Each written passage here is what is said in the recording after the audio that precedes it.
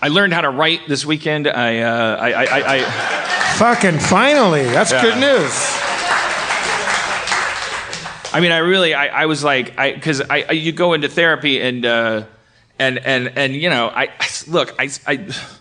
I've said in the past, I've been like, can you please help me? I don't know why I sometimes write very slowly, and you know, it was like, well, like for a while, it was like, you know, just breathe, and I was like, okay, I'm breathing, and then like, just like, I'll take you through a meditation and just. You know, is God a part of your writing? And I'm like, yeah, I mean, he is, but, or she, but, it's like, well, and she's like, well, just say to God, like, you take care of the quality, I'll take care of the quantity. And I was like, oh, okay, that's good. And then I was like, yeah, I take care of the quality, I'll take care of the quantity. And then I got home, I was like, well, you're just saying what everyone keeps saying to me, which is write faster. You just threw God under the bus and just like, so then I didn't bring it up for a couple of weeks, but then I went in because I was like really jammed up on this treatment, and I was just like, it was just torture. It was like, I have these like modes of operation where you've seen if you're a fan of mine that you know, I could like, you know, I'll do a thing where I'm like, oh, I'm upside down in a tank and I'm typing a screenplay while there's snakes on me, and then it's like, oh, look how fast, and well, that's pretty good for snake typing.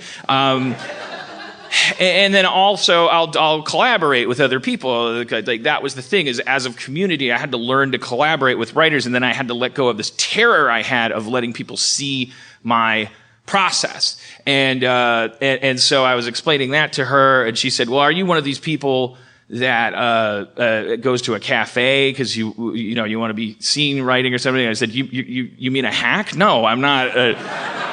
And she's like, well, I don't know if those people are hacks or not, but I was like, well, what? I mean, they're not, they can't be good. I like, and she's like, well, I think some people want to be seen writing. It like makes them feel like they got to keep writing or something. I'm like, okay, all right, they're good people, but no, that's not me. I'd never done that, which is interesting data. Like, and it's like, I wouldn't type next to Cody if I was on an airplane, like, because she wouldn't be part of the process.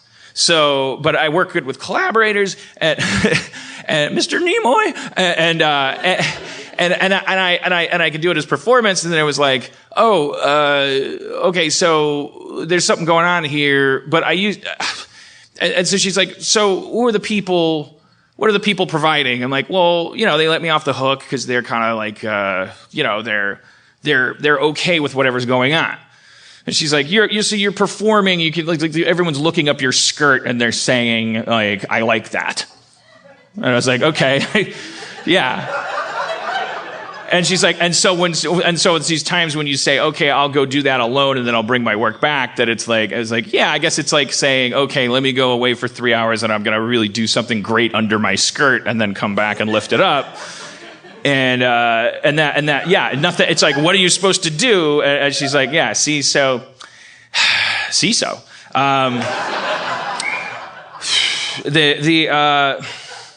Here's the thing. I mean, I know you guys are going to go like, oh, that doesn't help me write at all. Well, fuck you. It's my $200. I'm just telling you what I learned.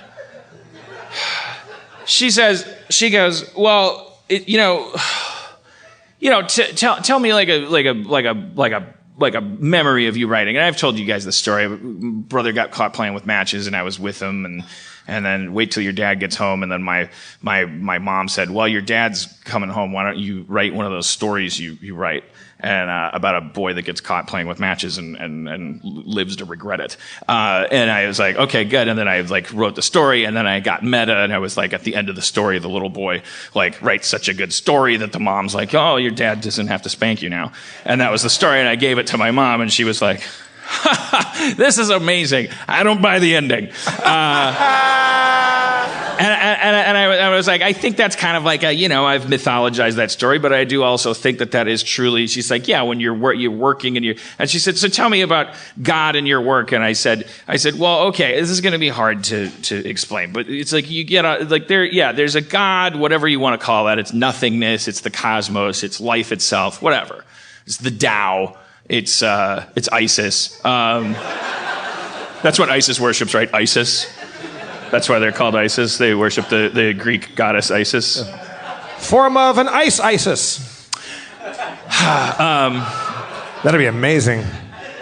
It's like you could see how they would be, there would be friction there with the rest of Islam. It's like, ISIS, what? Isn't that like a cat lady? All right. What are you cat burglars? Is that... No, we hurt people real bad. Okay, well, then it's not funny, I guess. Well, let's see, come to Dan Harmon's next show. He's going to make it real funny. I'm not going to take advice on ISIS about what show to go to.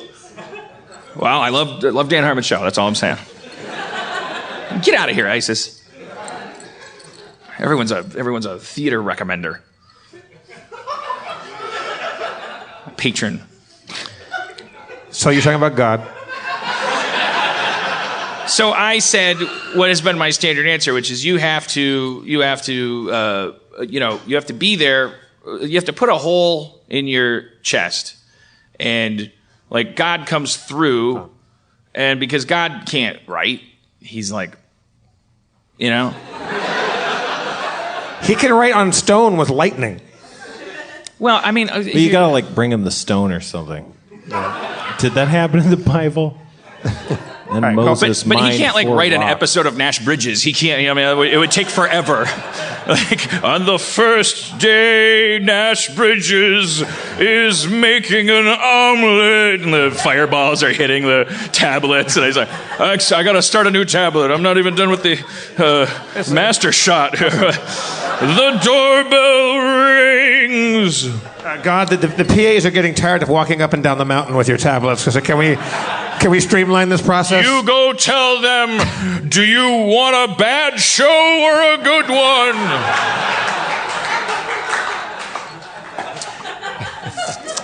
And then God finally, this is like, we're rolling in an hour, and God goes down the hill, and like David Milch just lays on the set and shouts dialogue out while the actors perform. All right. So I said, you put a hole in yourself so that God comes through. You don't want to impede it, and you want that hole as wide and as possible. And like it's gonna scrape the edges of your hole, and that's your voice, that's your style, But like people mistake that for meaning like, oh, you got to make that hole all cookie shaped, Like look at my indie movie. You could tell I wrote the shit out of it. And it's like, that's somebody that's like, their hole isn't circular. It's not like pure, It's like, will you please let God just do his work here? He's trying to write and he can't write because he has to use tablets otherwise. That's not part of it. So she said, so what I'm hearing is this process involves the removal of your heart, and that you can fuck up by being too there at the moment when God is there, and like you, to the extent that he's there, you have to not be there as part of the process. Okay, all right, a little gotcha therapy. And she's like, so what do you think the other people are providing? Like, do you really believe in God? Do you think he created? I said, I don't know. I believe that nothingness over infinity has 100% chance of deciding to explode into everything. Makes sense. I dropped out of college. Makes sense to me. I watched a Nova. And so I think there's an impulse to all of existence that prefers existence over non-existence. That has a tendency. I don't think you can all the way call it consciousness, and yet it's so vast, and we're all a part of it. That I think there's something ineffable that, like, if you kind of like, if you're on its side, or if it sees benefit in letting you do your thing, then you have better luck. I guess, like, you call that karma or something, or you just sort of like, or maybe just look at it like there's a balance to the universe. So if you're out of the moment, you tend to like have shitty days because you're trying too hard. And then when you're in the moment, you feel, you have those days where you feel like you're in the zone. And that's because you just, if you surrender to nothingness, that's like Taoism. Like you just kind of like, you're jamming along, and you're tooting your horn, and you're blowing your friends, and you're just having, so I was like, well, you can't blow a horn. You already tooted that. I don't know what's the list of things people do. So I'm letting you into my process. And you're telling me with your laughter, you're saying, it doesn't matter. You can fuck up and say, toot your horn, blow your friends. We like that. We like everything that you do because we know that it's happening in the moment. And we like when you widen your hole so much that we don't scrape its edges.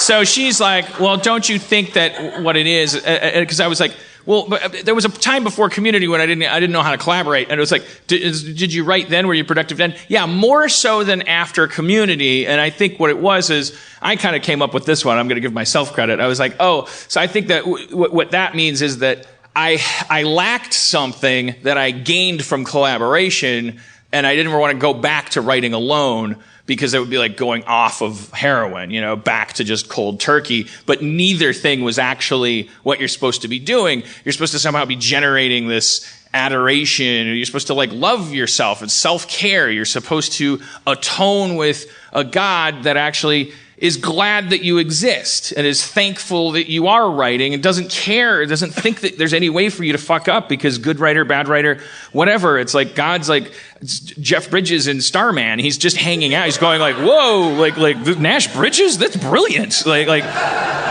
it was the show. It's like so weird that that's my go-to reference.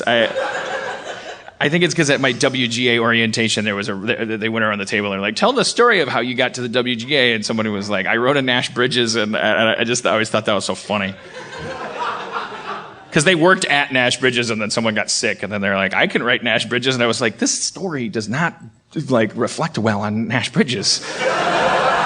It was just like this person was like, I deliver pepper to the Nash Bridges office. And then a wheel fell on someone from the salt truck, and they said, hey, what would a detective do if he was in Texas? I don't know where Nash Bridges is. I've never seen it. And I just drew on my pepper experience. It was like, maybe he sneezes and I won an Emmy and here I am. Now I have a dental plan and fuck the pepper industry. They act like it's an honor to work for them. It's like Hollywood's fair.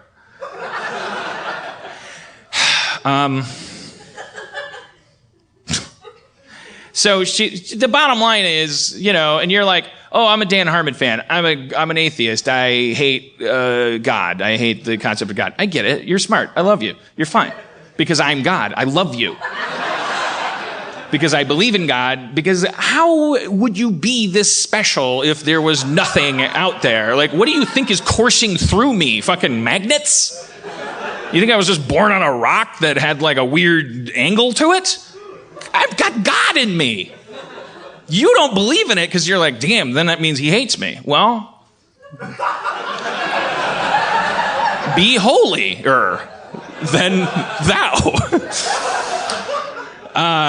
No, but look, I'm not, don't, it's like some people get so triggered by the fucking G word. They're like, oh, the Dan's like look, I'm just saying, like what, it's Tom Hanks's volleyball. It's like you need a mythology. You're a primate. You have you were born with equipment that spontaneously generates mythology. It's like, why would you, I'm not saying why would you, it's like it also generates like science, and that's like we need way more atheists and skeptics, and we need way more science right now than we need the other thing. But I'm just saying, you do have the software and hardware in your head that like you actually have to like suppress it. Like you tend to invent shit in your head when you're looking for a parking spot and you're like, oh man, I missed that spot because I shouldn't have been a dick to that barista. Like you always do it. Like you watch stories in movies and TV that you like. They're all like circling around like this concept that there's an order to the universe because you're a sentient monkey, and it's really fucked up. Like we got mentally ill when we became conscious. Like we were just animals, and we were like running around, and there other animals were eating us, and we were eating them, and it was like, this is great. It's a game of Monopoly. Like who cares? It's fun. Like I mean, it's not fun for us because we don't have claws and we're just like getting our ass kicked because we're like, wait, who came up with this idea of being a monkey that can't be in a tree? And then we just kind of exploded one day. Who knows? Maybe it's just your brain gets to a certain size. Maybe if you eat enough mussels, I don't know, but you get enough vitamin B or something, and then we were like, whoa, I get it. You're born and then you die. And then we like looked down at the gazelle brain we were eating, and we're like, oh God, Jesus Christ. And then we calmed down enough to get through the day, but we're just like, we're like, oh. See, that origin story of Jesus Christ is so much less complicated than virginal birth and wise men. People will tell you it has something to do with Jerusalem. No, it goes back to 30,000 BC. And no, I'm just saying, like, it's hard. When you watch an Eli Roth movie, the thing that you're getting high off of if you're enjoying it, or the thing that's freaking you out if you're not enjoying it, is that it's hitting your system as a toxicity, because the signal you're getting is that nothing. You can't do anything to like make bad things not happen to good people. You don't know when an eyeball is just going to fall out of a head, or when a weird Czechoslovakian company is going to print business cards that allow people to be a secret Harry Potter society that blowtorches people's faces. There's got to be other stuff those people can do. What is that lady that just wants to lay in a bath and like use a scythe on a backpacker and bathe in her blood? Like, how many times has she done that? There's all this equipment. What are you talking about? I have no idea. I fell off this train like. It's one of those Hostel movies. I don't know if it's Hostel 1 or Hostel 2. That was like doing getting more hostile. But yeah, I mean, there's a whole tub there she had built. You know that, like, I mean, it's like, that's pretty. How many women has she bathed in the blood of? And that's gotta get like change it up. Does she think it makes her strong? Is in that movie? Is that what? There's no magic in that movie. If she like could jump higher when she did it, then I'd be like, okay, well that's what happened. Like, look how high she can jump, and she doesn't want to jump lower. That's what happens. She's dependent on the blood. But I would assume that after a while she'd be like, my sciatic nerve is still acting up, and no amount of this sticky, gross blood that I bathe in is helping me not age. So I'm going to try just yogurt and sitting at home and save $500,000.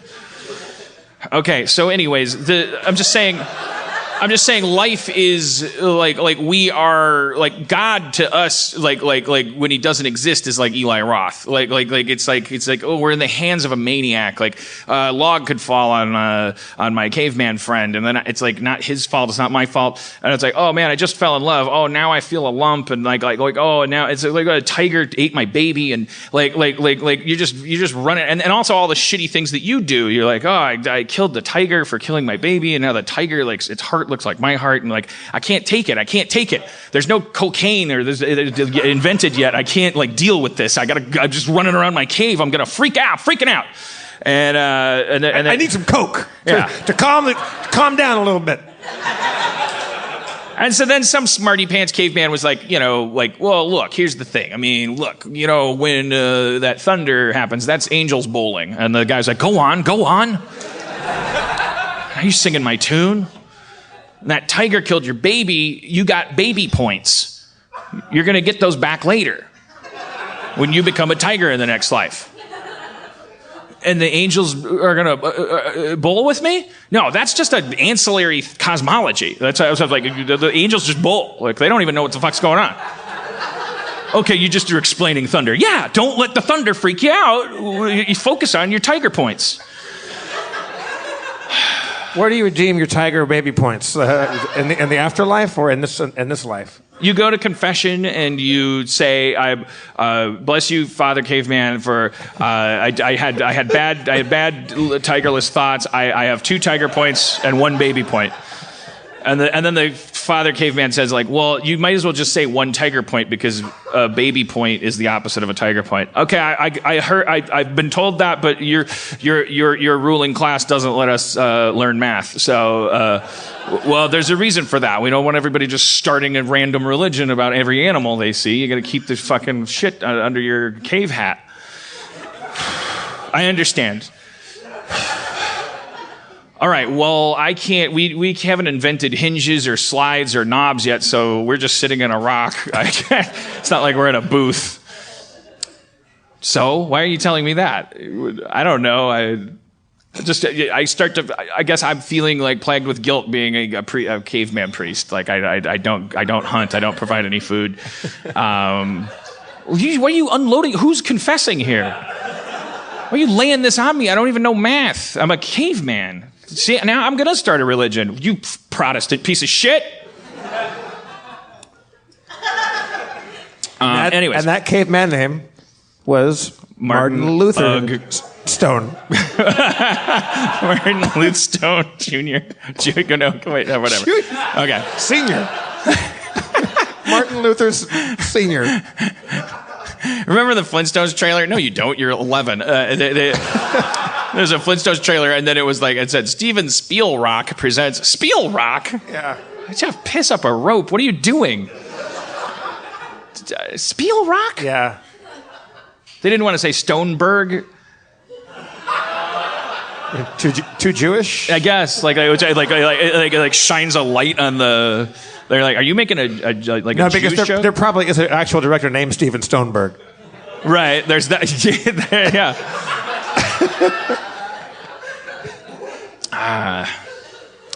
You got away with such hack shit back then. Not the Flintstones movie. The show. Every show that you see in reruns, it was all based on some they took like a character who was like a comic back then. They would just rip off their act and make him an animal. It's fucking like bunch of hacks. Oh, that Phil Silvers is really funny. Why don't we just make him a dolphin and Make him a dolphin. I don't know what I'm talking about. Phil Silvers was on everything. Him and Don Adams were in every cartoon in some form or other. They also, those comics, they got jobs playing those voices. Yeah. He had, who played the Great Gazoo? Is that, Dum Dum? Was it Harvey Korman? Yeah. Yeah. I was going to say Harvey Keitel, but that would be weird. After a while, the Flintstones ran out of gas a little bit. I guess they didn't expect it to run as long as it did. Because gas hadn't been invented yet, because not enough dinosaurs had died to create gas. So they added a fucking alien that granted wishes. Yeah. To just be alive back then, I don't know. But but none of us could have jobs. It's like it was less television, less power, everything consolidated. I would have been just like what would I have been? I would have been I think I would have been a welder. Because I was born in Milwaukee. I would have been a welder.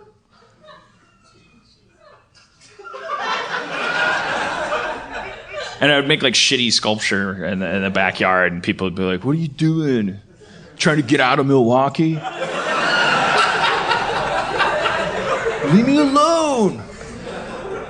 Just welding a bicycle rim to a ashtray. I'm welding a sculpture to prove to my mom that I've learned my lesson about playing with matches. Right. All right. So I says to the therapist, that's how it works. And she says, well, just be there and let the God hit you in the back and go into your body. And then you'd be like, woo, it's fun to write if you suck or you're slow. And I was like, you're right. So I know how to write now.